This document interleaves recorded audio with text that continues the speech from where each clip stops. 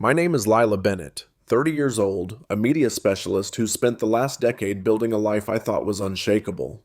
I grew up in a small American town, the kind where everyone knows your business, with parents who taught me to dream big but stay humble.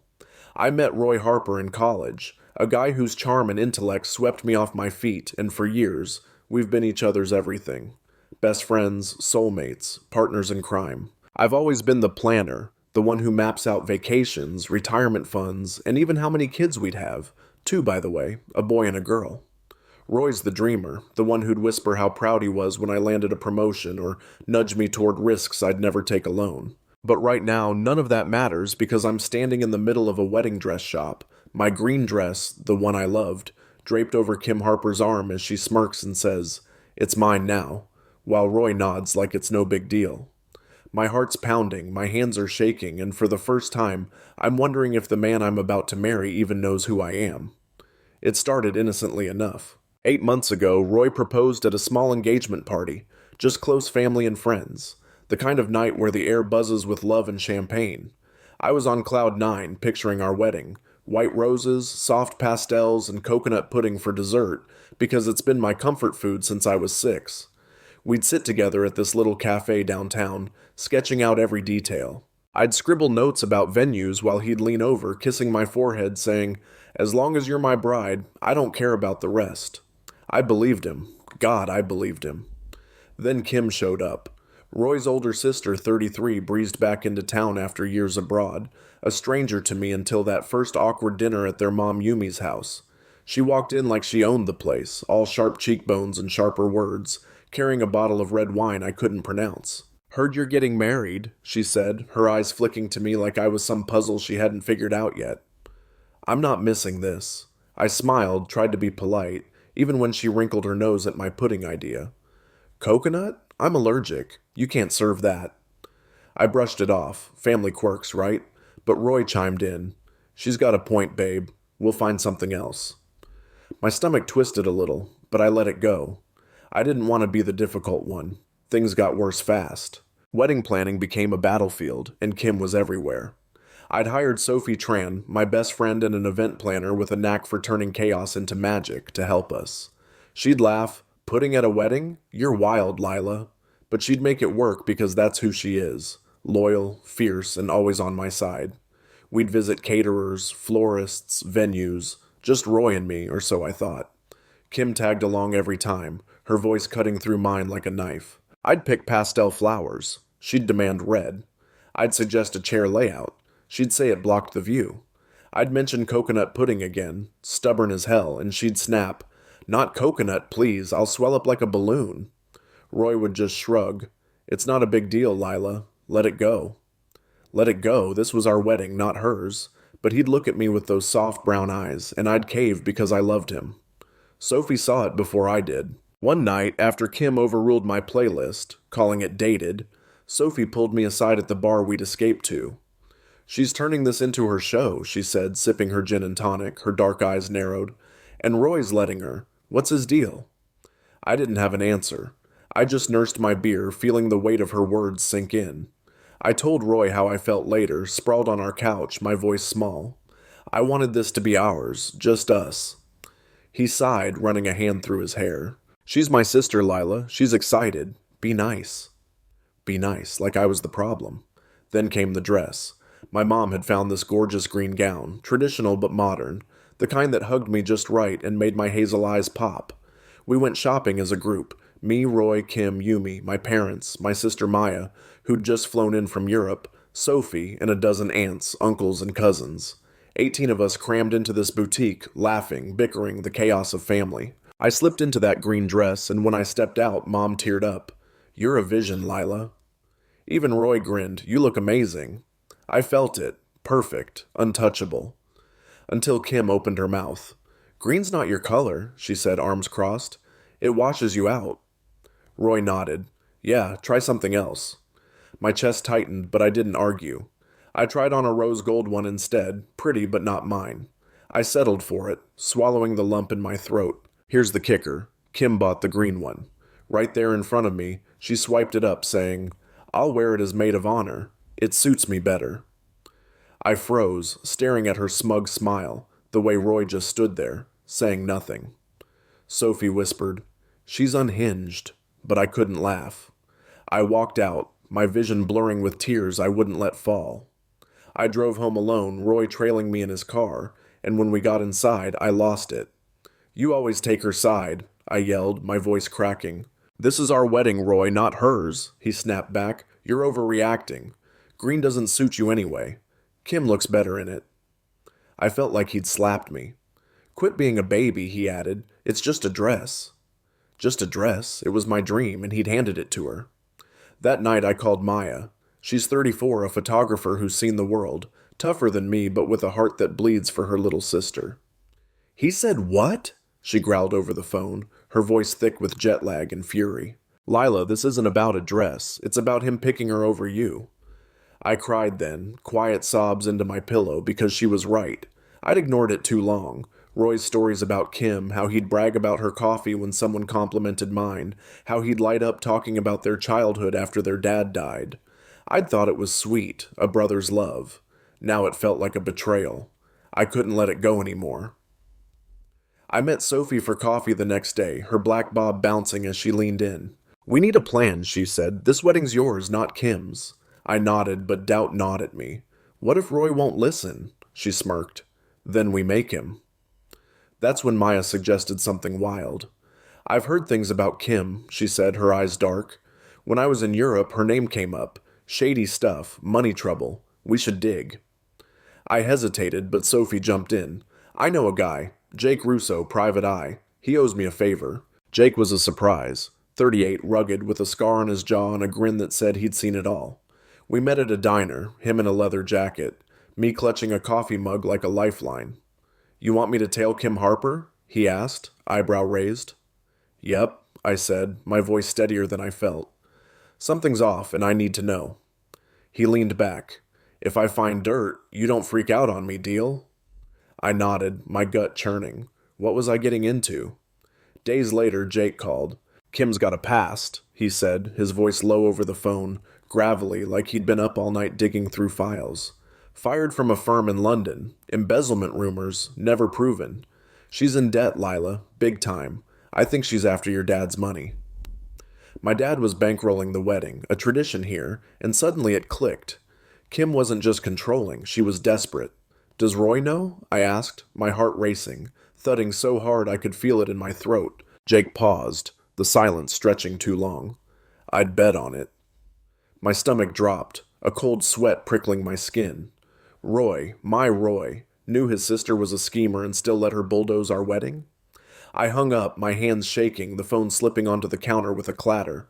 I needed air, answers, something to stop the spinning in my head. I met Sophie at our usual spot, a dive bar called Rusty's, where the jukebox played old country tunes and the bartender never asked questions. She slid into the booth across from me, her black bob catching the dim light, concern etched into her sharp features. "You look like hell," she said, pushing a beer my way. I took a sip, the bitterness matching the taste in my mouth. "Jake thinks Kim's after Dad's money," I said, my voice barely above a whisper. "And Roy might be in on it." Sophie's eyes widened, then narrowed. "That son of a... Lila, we need to shut this down. Now." I nodded, but my mind was a mess. Anger, betrayal, fear all tangled up. "How?" I asked. She grinned, a little wicked. "We get proof, and we get backup." That's when she called in Tony Ramirez, a tech whiz she'd met at some event planning gig. Tony was 29, wiry, with a mop of curly hair and a laptop that looked like it could hack the Pentagon. He showed up at Rusty's an hour later, plopping down with a cola and a smirk.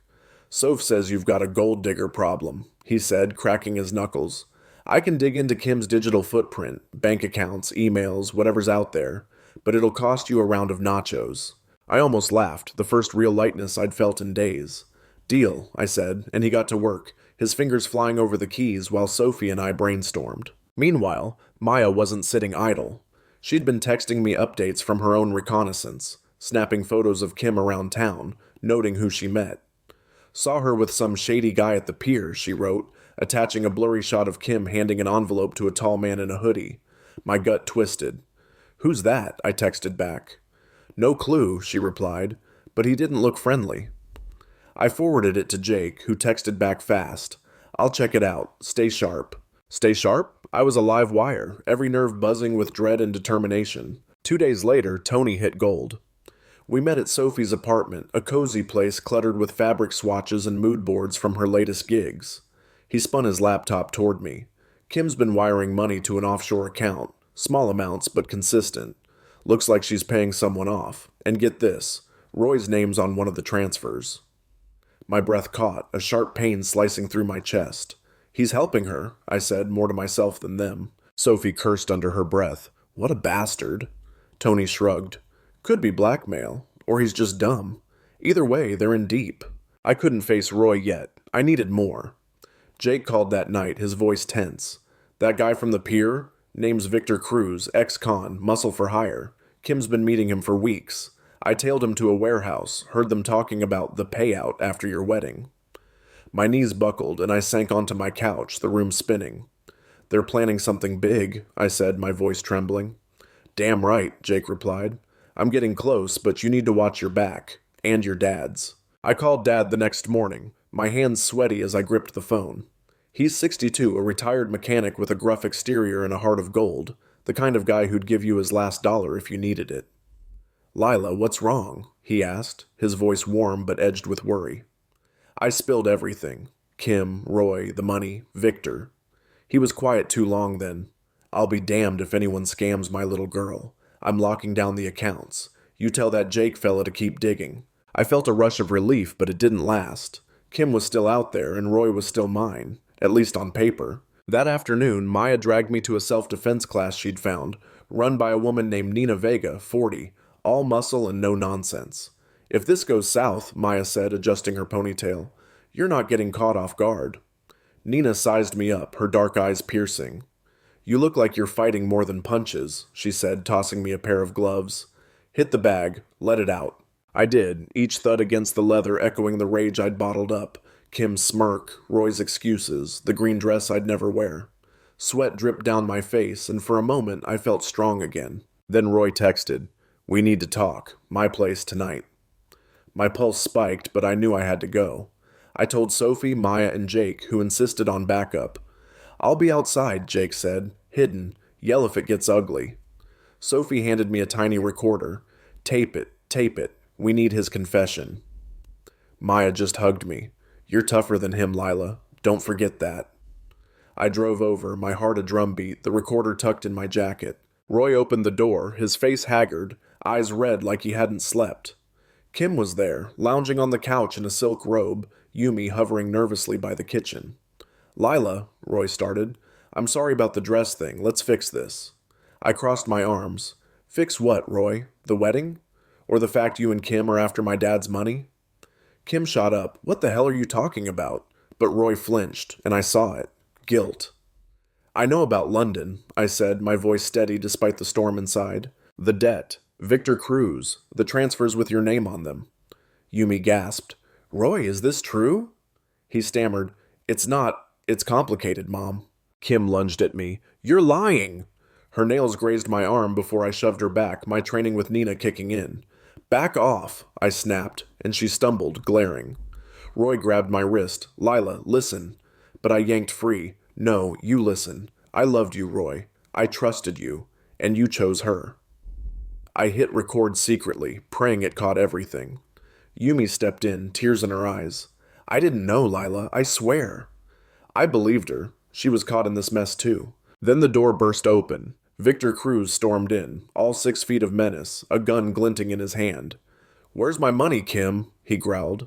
My blood ran cold, Roy shouting, Victor, not now.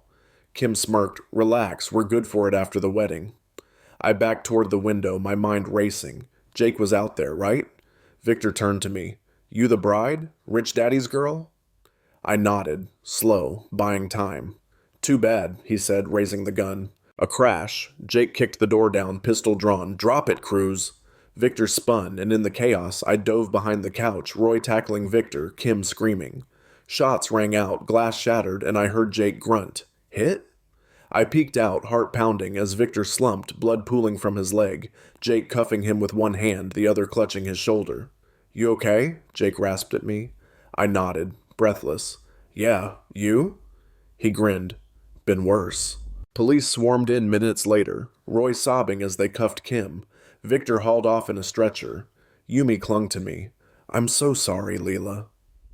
Her arms were trembling, her voice a cracked whisper, and I hugged her back, feeling nothing but a dull ache where my heart used to be. Roy looked at me, his face crumpled, broken. I didn't mean for this. His eyes begged for something, forgiveness, understanding, but all I could do was shake my head. Too late. The words tasted like ash. I walked out, the recorder a lead weight in my pocket, Jake limping beside me, his breath ragged from the bullet graze on his shoulder. Got it all? He asked, his voice rough but steady. Every word, I said, a grim smile tugging my lips, though it didn't reach my eyes. The night air hit me hard, cold and sharp, sirens wailing as the chaos faded behind us. Jake drove me to Sophie's, one hand on the wheel, the other pressing a bloody rag to his wound. You're a badass, Bennett, he said, glancing at me with that half-smirk of his. I tried to laugh, but it came out a choke, my hands still shaking from the adrenaline. I don't feel like one, I admitted, staring out the window at the blurred lights of our little town. He didn't push, just nodded. You will. Sophie was waiting when we got there, her apartment door flung open before we even knocked. Holy crap, Lila! She yanked me into a hug, her nails digging into my back like she needed to make sure I was real. Jake texted me, Victor? A gun? Are you okay? I pulled back. I'm alive. That's enough for now. She eyed Jake. You look like death. Sit. He waved her off. I've had worse, but he sank onto her couch anyway, wincing. Maya burst in next, her camera bag slung over her shoulder, hair wild from running. I saw the cops from across town. What happened? Her eyes locked on mine, fierce and searching. I told them everything, Victor's gun, Kim's smirk, Roy's betrayal spilling out on tape. Sophie cursed. I knew she was trash, but this? Maya's jaw tightened. And Roy just let it happen. I should have decked him when I had the chance. Tony showed up mid-story, laptop under his arm, caught the tail end on the scanner. You're trending on the police radio, Lila. He grinned, but it faded when he saw my face. Too soon? I shrugged. Nah, just tired. We listened to the recording together, huddled around Sophie's coffee table, the staticky voices filling the room. Kim's venom, Roy's excuses, Victor's threats, it was all there, raw and ugly. This'll bury them, Jake said, leaning back, his face pale but satisfied. Cops'll love it. I nodded, but my chest felt hollow. Good, I said, though it didn't feel like a win. Not yet. Sophie squeezed my hand. You're free now, Lila. No more Roy, no more Kim. I wanted to believe her, but the weight of it all, years of love, plans, dreams, still pressed down, heavy as ever. The next morning, I went to the station with Jake. Detective Maria Ortiz, a no-nonsense woman with a buzz cut and a badge pinned to her chest, took my statement. She was 45 maybe, with lines around her eyes that said she'd seen too much but still cared. You've got guts, she said, sliding the recorder into an evidence bag. This ties Kim to Cruz, and Roy's complicity's clear. We'll need you to testify if it goes to trial. I swallowed. I will. She studied me. You holding up? I forced a smile, trying to. She nodded. Good enough. Dad called as I left the station, his voice gruff but soft. Lila, you okay? Mom's worried sick. I leaned against Jake's truck, the sun too bright. I'm fine, Dad. It's over. He huffed. Damn right it is. I froze the accounts. Kim's not getting a dime. Come home, kid. We've got pudding. I laughed. A real one this time. Coconut? What else, he said, and I could hear his grin. I promised I'd be there soon, the thought of home, of Mom's hugs and Dad's dumb jokes pulling me like a lifeline. But Roy wouldn't let go that easy. That night my phone lit up with his number. I stared at it, my thumb hovering over block, then answered, needing closure. Lila, he said, voice thick with tears. I messed up. I love you. Can we talk? I gripped the phone, anger flaring hot. You love me? You let Kim and some thug ruin us, Roy. You picked her. He sobbed. I didn't know it'd go this far. She needed help, and I cut him off. You're a coward. Goodbye. I hung up, blocked him, and threw the phone onto my bed, my breath ragged. Maya, crashing at my place, looked up from her book. You good? I nodded. Getting there. Days blurred into weeks. Kim faced charges, fraud, conspiracy, assault, thanks to the tape and Jake's work. Victor cut a deal, ratting her out to save himself. Roy wasn't charged, but he disappeared, Yumi texting me he'd moved out of state, trying to start over. She apologized again, her words heavy with guilt, and I forgave her. She'd lost as much as I had.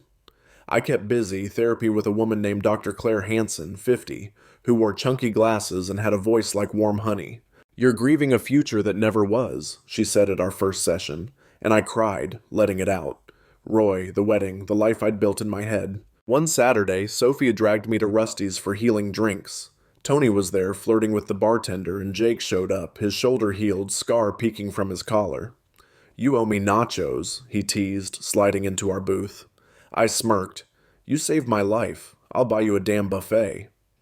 We laughed, the sound loud and free, and for the first time I felt lighter. Maya joined us, snapping pics. For the scrapbook, Lila's badass era. I rolled my eyes, but I loved it. Nina Vega called me that week. "You're a natural, Bennett. Come hit the bag anytime." I did, twice a week, the rhythm of my fists steadying me. Dad mailed me a check, leftover wedding funds, saying, "Spend it on you." I bought a camera, started shooting with Maya, capturing the town's quiet beauty. One night, Jake texted, "Coffee tomorrow? No guns, promise." I said yes, my pulse quickening. Not love, not yet, but something new. Now I'm at home, coconut pudding on the table, Mom and Dad bickering over the remote, Maya editing photos beside me. Sophie's texting about a girls' trip, Tony's hacked my Netflix for fun, and Jake's due over later. The green dress is gone, Roy's a ghost, and Kim's a cautionary tale. I scoop a spoonful of pudding, the taste sweet and familiar, and smile. I'm not whole yet, but I'm mine again, and that's enough. As I sit here, spooning coconut pudding into my mouth, the familiar sweetness grounding me, I can't help but think about everything I've been through. It's been a hell of a ride, love turning to betrayal, dreams crashing into nightmares, and me somehow finding my way out of the wreckage.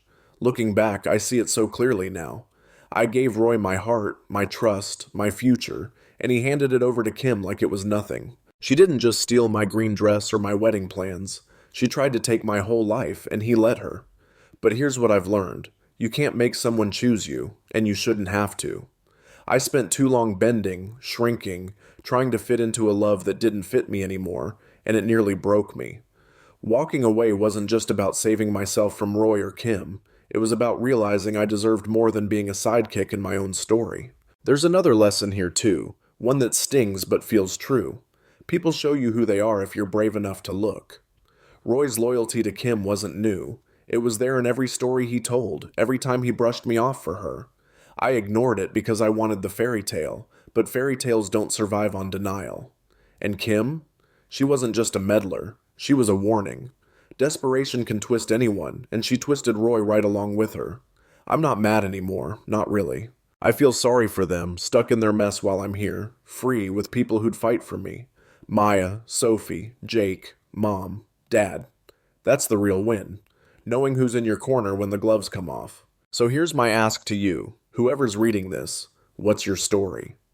Have you ever had to walk away from something you thought you couldn't live without? Maybe it was a person, a dream, a version of yourself you outgrew. What did you learn when the dust settled? Drop it in the comments, shoot me a message, whatever feels right.